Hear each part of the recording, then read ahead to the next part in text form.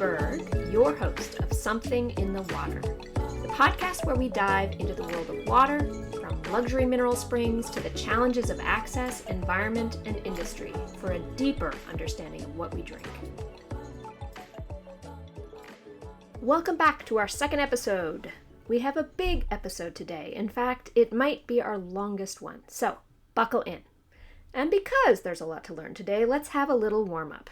I'm a professor after all, so we're going to start with a pop quiz, but don't worry, it's not graded. It's also multiple choice. So, which industry do you think uses the most plastic? A, packaging, B, textiles, C, electronics, like iPhones, D, transportation, cars and things like that. Okay, time's up. The answer is packaging, guys, and not just by a little.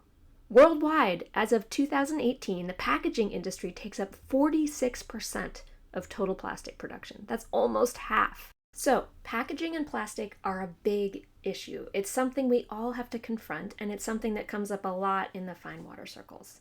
This is not a show about plastics, but when we're talking about bottled water, it seems a bit of an elephant in the room. So I think it's best just to address it head on and early. So why is plastic such a big deal in the bottled water industry when many other beverages and products are also packaged in plastic? Well, I think it goes back to the very idea of putting water, this essential human resource, into a bottle in the first place.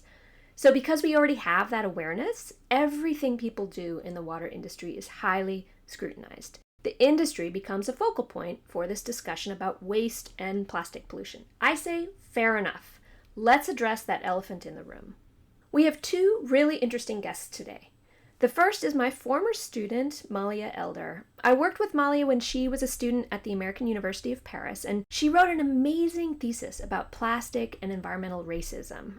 And now she continues to be an anti-plastic activist and is just finishing up a Master's of Environmental Studies and Sustainability Science at the University of Lund in Sweden. We talked about how the plastic bottle, for water specifically, has come to symbolize the evils of all plastic pollution. We talked about creative solutions for recycling bottles in Sweden. Finally, we talked about the social justice implications of plastic in terms of production, consumption, and waste. As a scientist myself, I wanted to get a scientist on Zoom to talk about the science of plastic in our water bottles and, in fact, in our water as well. I called up Dr. Sherri Mason, who's a titan of plastics research.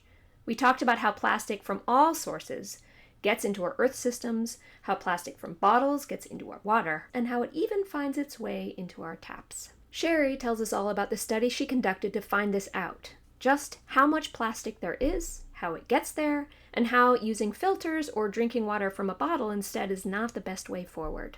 Here's where we pause. We're not alarmists on this show, and we're not here to demonize tap water. Quite the opposite. Even as a water sommelier, I drink tap water almost exclusively. Protecting and promoting clean, healthy tap water is absolutely vital. And it's not just me, right? That's my priority, but it's also the priority of a lot of the water sommeliers that I work with. Episode 9 of this series will be dedicated to discussing public levels of trust in tap water and instances of government failure. But for the most part, tap water is very safe to drink, and I'd advocate that everyone enjoy water from the tap if they are lucky enough to live in one of those areas where it's safe. Lastly, long intro, I know. Before we begin, I want to recap what we talked about last episode. I hope we can remember that not all water is the same. In addition to bringing water to those who don't have access, bottled water in certain contexts can facilitate an Epicurean experience that I believe shouldn't be dismissed. Water is one of the many products that will continue to be bought and sold in packages, both for necessity and enjoyment. We simply have to take stock of our situation and find the best way forward. All right, without further ado, let's get to it.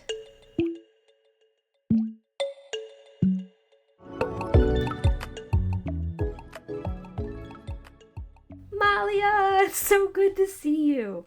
As all professors know, we learn just as much from our students as they learn from us, and you taught me a lot about plastics.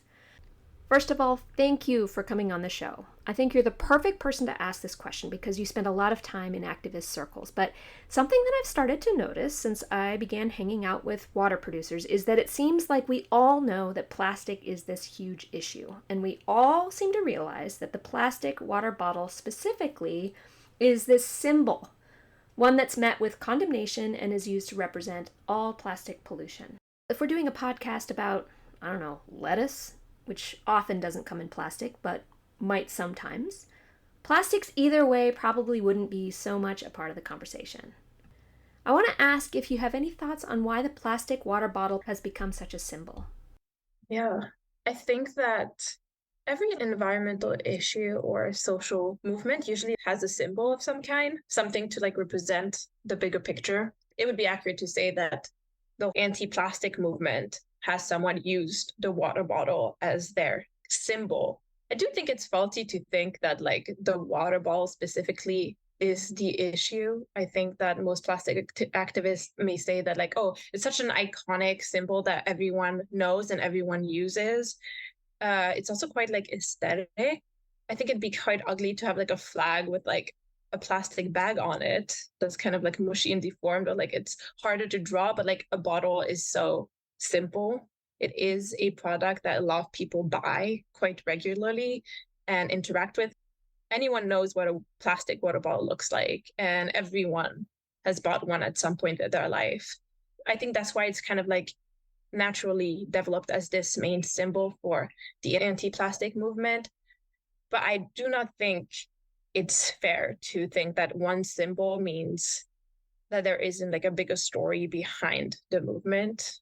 I think it'd be really false and very sad if people just think that we're going after the water bottle and not going after the bigger systems and injustices that come with the entire production, consumption, and waste management of plastics of all shapes and sizes.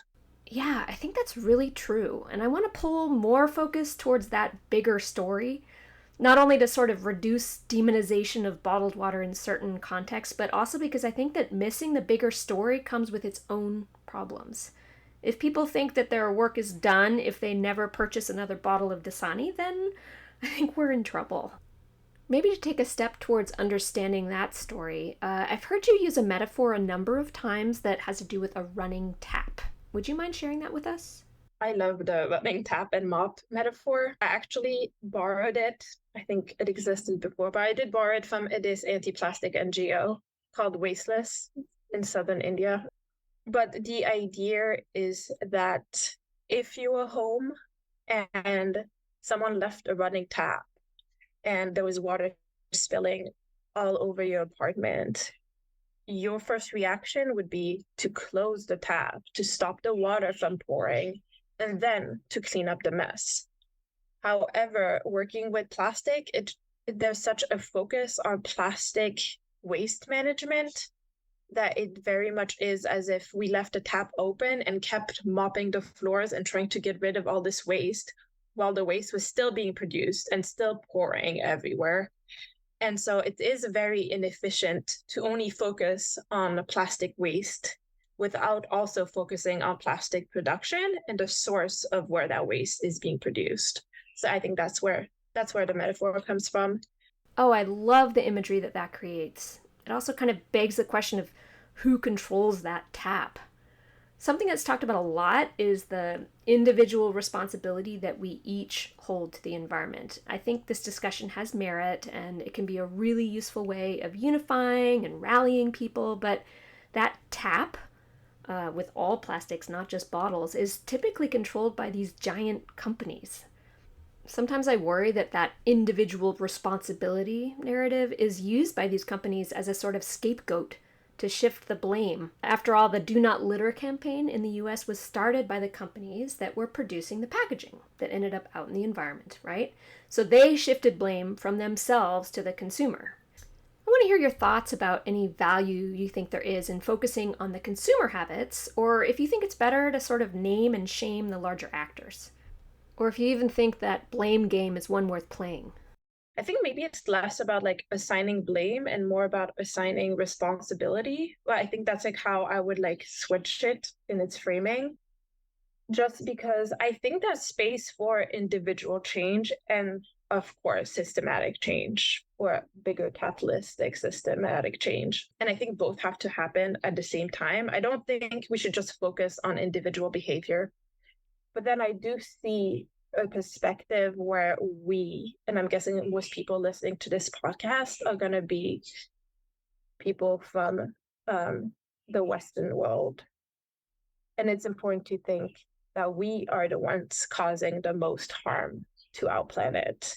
We look at our carbon footprint, like our carbon footprints in the West are just this much bigger. And so I think that that does come with a certain responsibility towards trying to change our ways for the planet. But it also comes from a responsibility to put pressure on our governments and put pressure on those bigger systems. I really like this approach. So you live in Sweden and you grew up there. I lived there myself for 4 years, so I think a lot of lessons can be learned from the Swedes. Shout out to Greta Thunberg. It is true that I received an order which I did not follow, but we know that we cannot save the world by playing by the rules, because the rules have to be changed. Do you have any examples of a Swedish approach to plastics management? If we were talking about like bottled plastic, they do have like a very interesting system where it's quite monetary. So every time I buy a plastic water bottle, I think they have a similar system in Germany as well. You have pant, which means I have to pay like 1 extra crown, Swedish crown, which is equivalent to about like 10 euro, like 10 cents of euro in euros. So it's a very small fee that is added to my bill when I buy a bottle of water or a bottle of soda, any kind of plastic bottle. And then at the end, I bring them back to the store and they pass through a machine and I get my money back. Most households in Sweden have like a special bucket for just like cans and like water bottle or like plastic bottles so they can get their money back. Yeah, I bet it adds up after a while. It may not seem like much, but after a couple of months, you'd have a number of free lattes. So the government then recycles the bottles? I mean, Sweden's known for having a pretty good plastic recycling process where they do recycle. I think like in the upper 90% of their waste. So they do recycle quite a bit of plastic. I can be a little critical about plastic recycling because I think that's an improvement, but I don't think that's the final solution. Because you can only recycle the same amount of plastics a certain amount of times. And then you'll need to add some new plastic to strengthen those bonds because it will start breaking apart otherwise. So you still need to produce a little bit more plastic in order to like properly recycle the plastic. Right. Recycling helps, but it's not the perfect solution. Referring back to that metaphor, this would be mopping, not closing the tap. Have you noticed any shifts in products? For me, I can see that in Sweden, like plastic production has reduced quite a lot from when I used to live there back when I was maybe like 12. There are a lot more cardboard boxes, even in like liquor stores. You can find like wine in like cardboard packaging. And so there's been a shift into trying to use less plastic in general. So I do see that it's worked in that sense that like people putting pressure and people like purposely trying to buy products that are not packaged in plastic seems to make a difference. There is a certain amount of power we have with our purchases, our purchasing power. We can kind of, I guess, vote with our money. I'm quite critical of the capitalist system in general, so I don't like that very much, but it's true that there is a certain amount of power we hold. I think that's a really good thing to keep in mind when we go to the grocery store. If mineral water is something that we want to enjoy, we can vote by supporting brands that are local, for example, or taking steps to bring their product to us with the environment in mind. At the very least, how far a product travels and how it's packaged should be part of our mental calculation. I want to shift gears a little bit since we're on the topic of consumer choice. We'll hear more from Malia at the end, but now seems like a good time to bring our second guest into the conversation. We're going to switch to talk about plastic levels in water now. It may seem like an abrupt shift, but there's a through line, I promise. Sherri Mason is that rock star researcher that I mentioned earlier. She did a huge study looking at plastic content in bottled water across different companies. See? Consumer choice, through line, I told you. But this study came about due to another project that Sherri was working on. I'll stop talking now so she can introduce herself. So my name is Sherri Mason. I am a professor of chemistry and director of sustainability at the Erie campus of Penn State University. And my research is focused in freshwater plastic pollution. Thanks for coming on the show. So, you conducted 2 very large studies measuring levels of plastics in both tap water and bottled water. But before we get to the results, can you tell us a bit about how the study got started in the first place and how you go about testing for something like that? So the tap water study was done first. A graduate student from Minnesota reached out to me. She was in the School of Public Health and wanted to do some kind of a research project on microplastics in public health and was reaching out to me for ideas. And I said, no one's looked in tap water, and I get a lot of questions about tap water. I think that would be really interesting. And kind of sent her on her way and thought she was just going to kind of take that and run with it. And then separately, an organization called Orb Media had reached out to me, and they are really interested in kind of bridging between science and the media. And so they were kind of wondering, where is the growing edge of plastic pollution research at that point in time? And again, I had mentioned the fact that I had gotten a lot of questions, right? As my work is coming out, the question was kind of, well, is this in our drinking water? Is this in our drinking water? And so I shared that with them. And then they both ended up coming back to me almost within the same week and saying, okay, we need help with this.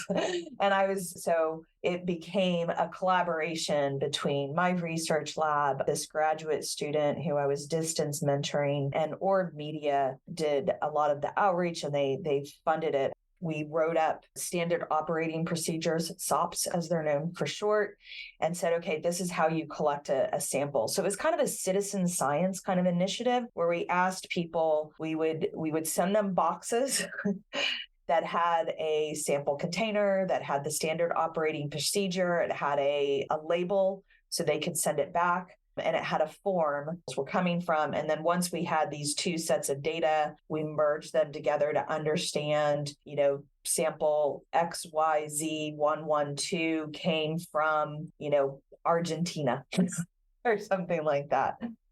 Okay, so big project. What'd you find out? Do we have plastic in our tap water? We do have plastic in our tap water. How much?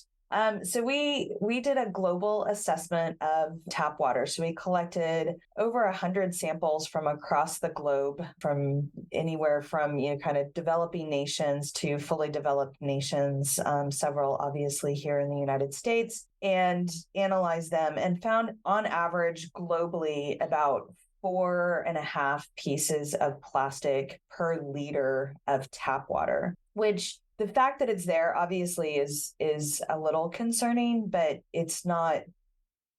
I don't want people to be completely freaked out. Well, I don't want to freak out, but I imagine that's everyone's first instinct. Tell me why we shouldn't. It's about moderation. I think that the fact that it's present in our water, our drinking water, something that is so necessary and fundamental for life, is a concern and something that we should be aware of. But I kind of think of it as like the canary in the coal mine at the levels that we're currently seeing it. It's something that we should be aware of and be looking to change. But this isn't kind of a catastrophic event, but it's really kind of a warning to us about our relationship with this material. Okay, so the message is don't freak out, but definitely respond. I guess our response should be directed at the source, right? So do we know how the plastic is getting in the water? How does it get there is a whole different question. In our tap water, it seems that it's largely actually getting into our water through contact with air. And the reason I say that is because 98% of the particles that we identified in tap water were fibers, and fibers are readily transmitted through air. So the air we're breathing in right now as we have this conversation, it has plastic microfibers in it. That's not what I would expect. Maybe let's take a step back. Are tap water providers aware of this? If it's coming from the air, it seems like it's something that would be hard for them to control. This is really important because, when our study came out, I had a number of water treatment operators who contacted me And we're concerned. And the reality is especially in developed nations, our water treatment is quite effective. It does exactly what it's supposed to do. They filter down to the, micron level. So they're doing what they're supposed to do. But as soon as that water comes in contact with air, we have this transfer of plastic from the air into the water. And so it's not that our water treatment processes are not operating properly. They are doing everything they can possibly do. But the reality is plastic has become so pervasive that there's really no way for us to prevent it ending up in our water, in our food, in anywhere we look, we find plastic. What was the reaction to the results of the study? So the tap water study was done first. That information came out. My hope and an anticipation, to be honest, with that study was that it would be a wake-up call to a lot of people that if we're already seeing plastic in our water and we're at this kind of a production, what's going to happen if we triple production, which is where the industry wants to go? And so I kind of really wanted it to be kind of a wake-up call to our globe on our relationship with this material and kind of rethinking it. Instead, what I heard on some of the news reports as the tap water study came out was, oh, well, I'll just drink more bottled water.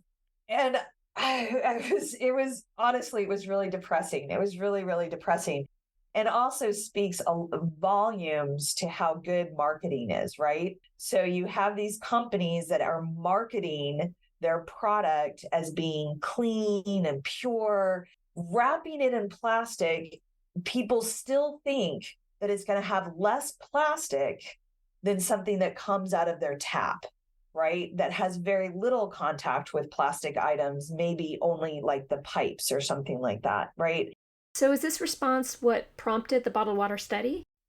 What Orb Media and I and my research student decided to do was, okay, we're going to pick up the pace and we're going to do a bottled water study. And so really quickly we shifted gears to doing this global bottled water assessment. And that started with doing a market study that was conducted by Orb Media. So they figured out who was the top selling brands across the globe and within specific regions. So for example, in China, their top selling brand is Wahaha water, which you don't find anywhere else, right? So Aquafina, Dasani, Nestle Pure Life, these are the top selling brands worldwide. And so we identified 11 brands. Some of those brands are single source. There are certain companies that will bottle water from a particular place, and that's the only place that they bottle it.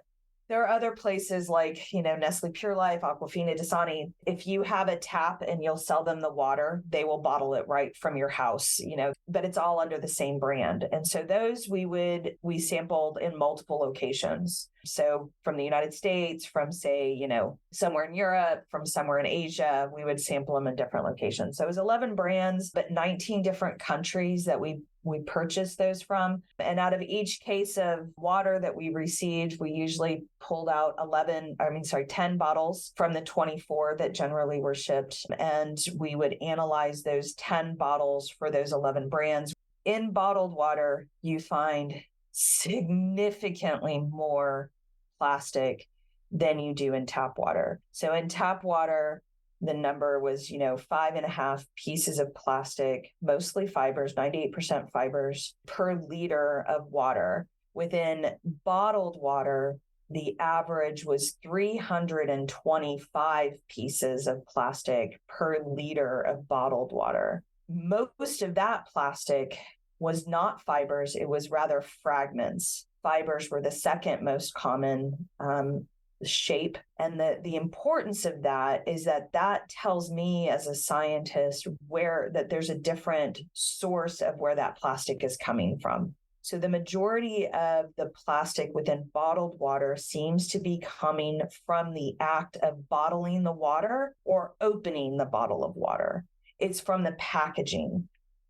Okay, so it's there. We know it's there, both in our taps and in our bottles. I wanted to ask the same question about the tap water study and the bottled water study, and it's about distribution. With the bottles, did you find that certain companies had a higher content than others? This is not necessarily to name and shame per se, but perhaps it could give us insight about certain practices that yield higher plastic content over others. Yes. We had one bottle of Nestle Pure Life that had over 10,000 pieces of plastic. In terms of understanding why, that is a really difficult question, because it would have to, I think there's so many factors in it. The integrity of the plastic bottle itself. Like one of the things that industry does is they really tout the fact that, oh, this bottle uses less plastic than that bottle, right? But the problem with that is that that tends to make the bottle flimsy. And so it almost breaks more easily. And so you have a number of different kind of factors that can play into it. I think one of the things that oftentimes people don't kind of understand when it comes to science is that, when you're creating a study, that study is designed with what is your question in mind. And so the study is always designed to answer that question. And then you have to do follow-up, right? This is the scientific method, is that, doing one study just leads to more questions. And then you have to design other studies to answer those questions. And that's how it works. Yep. That makes perfect sense. Perhaps it's a bit of an unfair question because I start listing all of the different variables you'd have to control for it, and you can see how big of a question that becomes. Everything from production to temperature to contact with sunlight to time the water spent in the bottle, etc. I also want to ask the same question about distribution in tap water. Something that we'll be continually addressing on this show are issues of environmental justice. Something we know is that certain areas, and more importantly communities, are exposed to higher levels of plastic and air pollution. So if plastic is truly entering our water supply through contact with air, did you see any trends in the divergent concentrations of plastics in a geographic sense?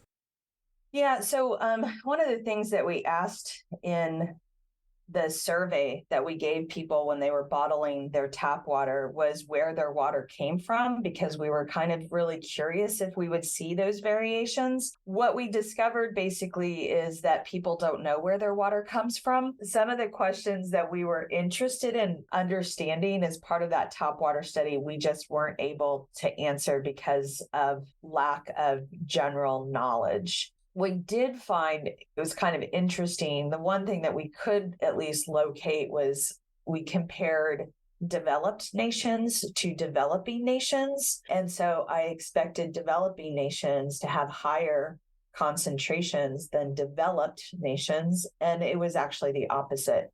So within, the Western world, basically Europe and the United States, our numbers were a little bit higher than what you saw within developing nations. I'm not sure, given the data that we had, that it was statistically significant. So that's a different question, but it was interesting that it was kind of opposite of what my expectations were. I'm not sure that we have a good understanding as to why that is. It may just be that there is a higher prominence in certain plastic products within developed nations like carpet or clothing that leads to that, but we don't really have a good kind of feel as to why that is. Okay, so that brings up a lot of different possible threads of discussion. For the purposes and constraints of your study, it makes sense to sort of compare nationwide averages, but it would perhaps also be worth looking into variation within the same country. It's time to loop Malia back into the conversation. As a reminder, Malia did her undergraduate thesis with me on the social justice implications of plastic production. Yeah, I think when we talk about social justice and plastic, the way I see it would be to divide it into 3 separate sections. You have social impact when it comes to production. Those are the ones I focused on when I was writing the thesis, and I think that's maybe the area that's less talked about. Then you have some level of social implication or social injustice when it comes to consumption. And then at the end, you have waste, which is probably the most talked about. I think the biggest impact in social justice is still plastic production. People don't focus on the entire story of plastic production, because where do plastics come from? They come from fossil fuels. a lot of people calculate the impact. They don't actually calculate the fracking to extract the oil, because that's part of the process too. And that has a huge CO2 footprint. And then you can also ask yourself, where are we fracking to get the oil, on whose land? I know that in Norway, they have a lot of oil, and this being a huge issue because it happens to often be on Sami indigenous land. And the same can be said in the US. There's been a lot of issues between oil fracking, oil extractions, and indigenous rights. So there you have a whole social issue as well. And then you go to refining the oil, because once the oil is extracted, you still have to refine it before you can start making plastics. And where do we put refineries? Who lives around those refineries? Usually people of color. Right. So this is reminding me of your thesis topic. You did a case study on this. Can you talk to us about Cancer Alley, the case that you chose? I think Cancer Alley is just the easiest example because it's very well researched. It's basically a stretch of industrial land in Louisiana in the lower Mississippi region. And a lot of people of color are known to live in those areas. And they've seen a huge rise in the amount of cancer detected in that area. Now, what's really hard with Cancer Alley, it's an industrial area. So there are a lot of companies and there are a lot of industrial complex. So how do we assign blame to one specific company when there's so many present there, right? And like, how do we pinpoint like which one is the one that's like really putting people at risk? Well, what I did in my undergrad thesis is that I was looking at the social impact of plastic production. So I focused on really understanding and outlining how plastic is produced and then using Cancer Alley kind of as a case study. What I did do, which was quite interesting, is that I went through a lot of the companies that had their industrial complexes on Cancer Alley, and I kind of saw which ones I could draw a line between plastic production or any step of the plastic production line and the company. And I did see that there was a large majority of the companies there were somehow involved in a step of plastic production, whether it was like making a chemical that would be used for molding and engineering plastic, or refining plastics, or working with any sort of plastics. And then a large number were also kind of unknown. Like it was, they were producing things that could be linked to the plastic industry, but could also not be linked to it. There was a very small minority that I could see for sure had nothing to do with plastic production. So I think that what we're kind of getting at here is that it's not an accident that these companies are concentrated in specific areas, and it's not an accident that the people who live near these areas are of a particular demographic. And as we learned from Dr. Sherri Mason, the more plastic in the air, the more plastic in the water. So if certain groups of people live in places with higher concentrations of plastic in the air, it starts to affect their water, health, and this kind of cascading series of impacts. Environmental racism is a concept that everyone should be familiar with, but it may be really important to kind of bring everyone into that conversation. I'm wondering if you can give us a definition or an explanation of what that concept of environmental racism gets at. I mean, if you look at Cancer Alley, I thought prior to being called Cancer Alley, it was called Plantation Alley, because that specific stretch of land had a very deep connection with slavery in the South, in the US. So it was like, it was known for being a space where a lot of slaves used to stay and live. So I think that like, just like comparing those two, like the fact that it used to be Plantation Alley and it became Cancer Alley tells a really deep story. But in general, what can be said when it comes to environmental racism anywhere is that I've always seen it as like, it's easier to exploit and put people of color at risk. And I mean, that's the same goes for like indigenous people or just anyone that's kind of oppressed in today's society. It's easier to put those people at risk because their lives are not seen as valuable. This idea that a certain color skin should be prioritized over another or is more valuable than another. Black lives matter less than white lives. So it's okay if we have our refinery in that spot near those people. What are they going to do about it? They don't have enough money to hire a lawyer and take us to court, right? They don't have as much, I guess in general, they just don't have as much power in this capitalist system. So it's going to be harder for them to put up a fight. But if we like put that same refinery in a rich white neighborhood, then we'd have a problem. So if we keep this in mind when we hear what Sherri Mason just told us, that plastic gets into our water through contact with air, there's a lot more plastic and air going into the lungs of people of color in the United States on average, let's say, and therefore into the fresh water as well.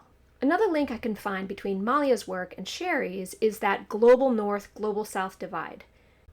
Sherri tells us that the developing countries have more plastic content in their air and their water.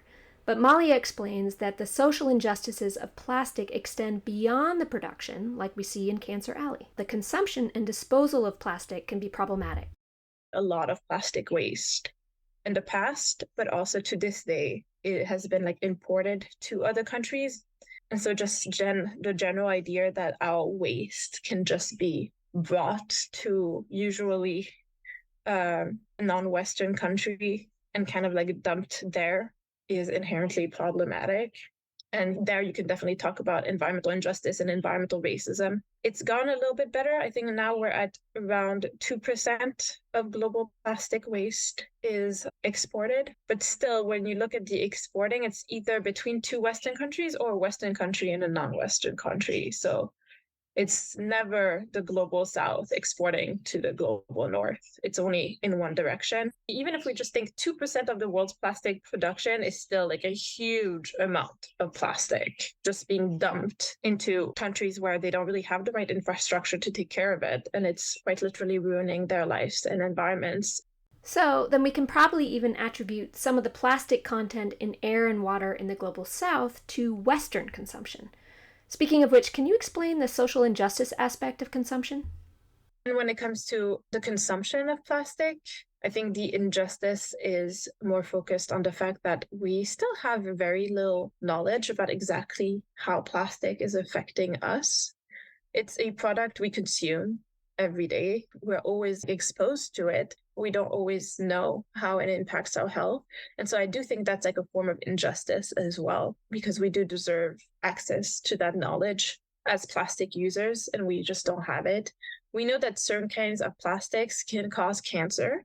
It depends on the plastic codes, but there are a few plastics that are toxic, and we know that those have been linked to a high probability of developing cancer. But we also just don't know exactly the risk impact. And it's only recently that they found microplastics in the placenta of mothers during a study, and that was here in the West. So it's even impacting the development of your infants. Like, it's hard to know exactly how having microplastics in a placenta is going to affect babies. But the fact that we apparently now can interact with plastic before even being born is quite alarming. Finding causation when it comes to health is extremely difficult with like 100% certainty. But I think for me, there is an injustice in not knowing how something may impact me. I don't feel like there is any informed consent in that sense. And I think that's quite alarming.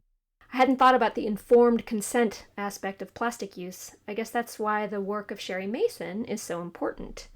Let's talk to Sherri a bit more about how she thinks we should be moving forward, both in helping to reduce plastic content in our water, but also perhaps to protect our own intake. Is there a filter or something we can use? I don't know. You'll tell us?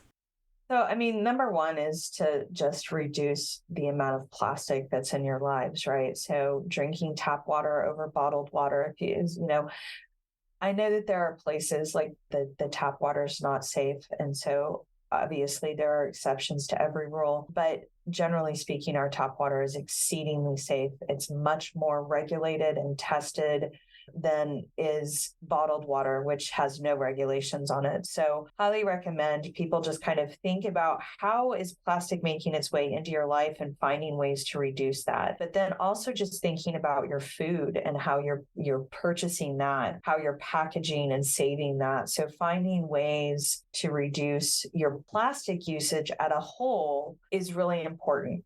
If you're thinking about filtering it out of your tap water, you're kind of missing the point, honestly, in many ways, right? It's in our water because of the prominence plastic has in our lives.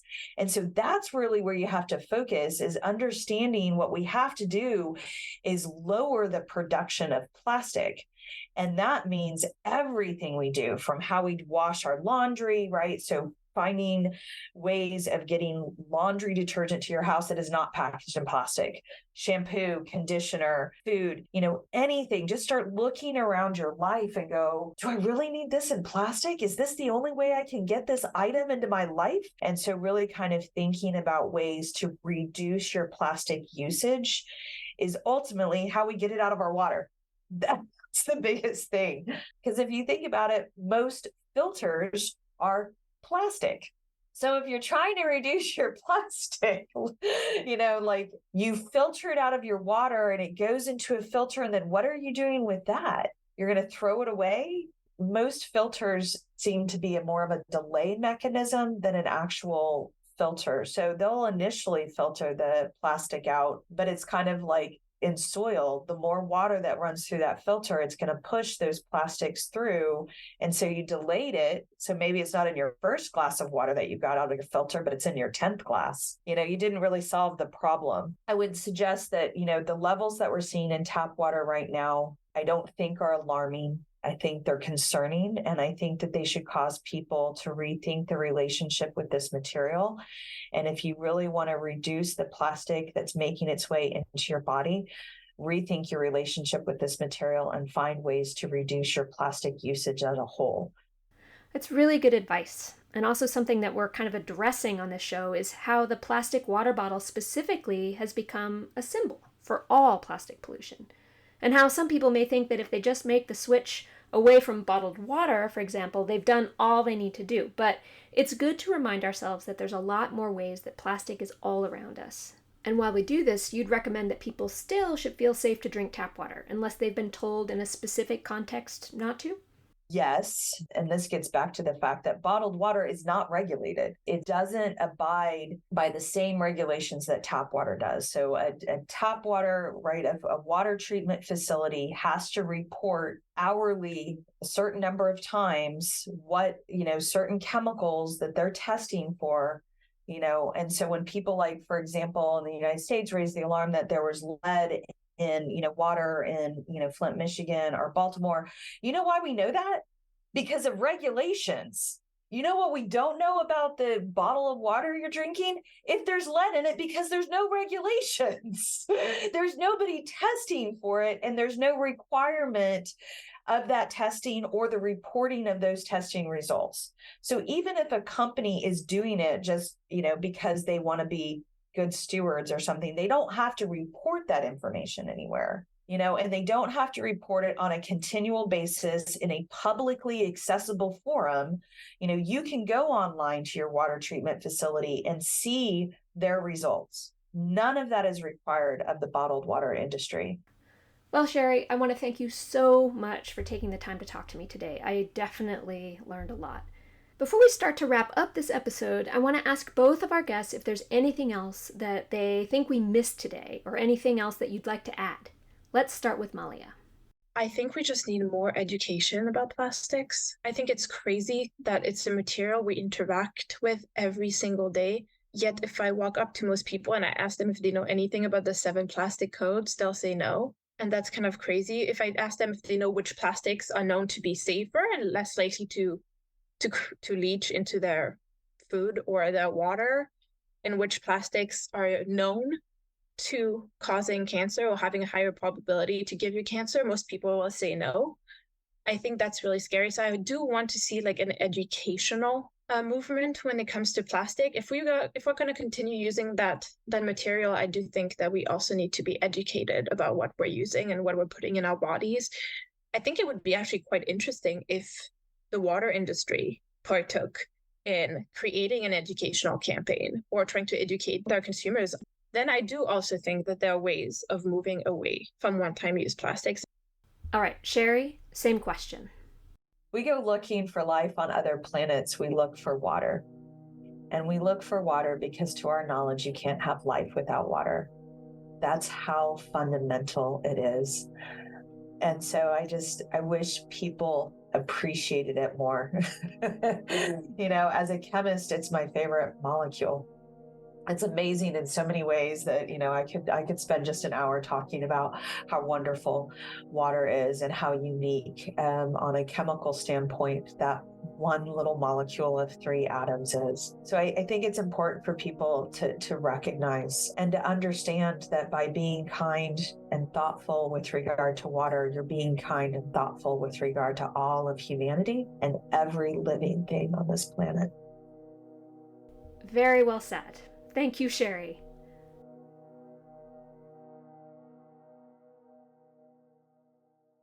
Wow. Okay, everyone, those were some intense interviews. There was a lot of information, but the show is called Something in the Water, after all, and I guess we have to contend with the fact that plastic is part of that mix. But there's a lot of other things in water, and part of this podcast is to foster a curiosity for different kinds of water. As a water sommelier, I don't want this reality to prevent you from enjoying the experiences that water has to offer. And as an environmental scientist, I don't want anyone to become resigned to a dystopian plastic future. It's a bit of a complex situation we find ourselves in, but the only way forward is to be aware of the choices we make. I still plan to purchase and enjoy water that comes in a variety of packaging, once in a while, as a treat. I will also enjoy different kinds of wine and maybe some soda and occasionally even some Nutella. We can find hope and solidarity in the collective efforts we take to reduce our impact when we can. This has been a really introspective day for me, since speaking to Sherri and Malia just highlights how complex our choices are and how big the problem is. And that's why we need to imagine solutions, and we have to find ways to not lose hope. But that's all we have for you today. Thank you so much for listening.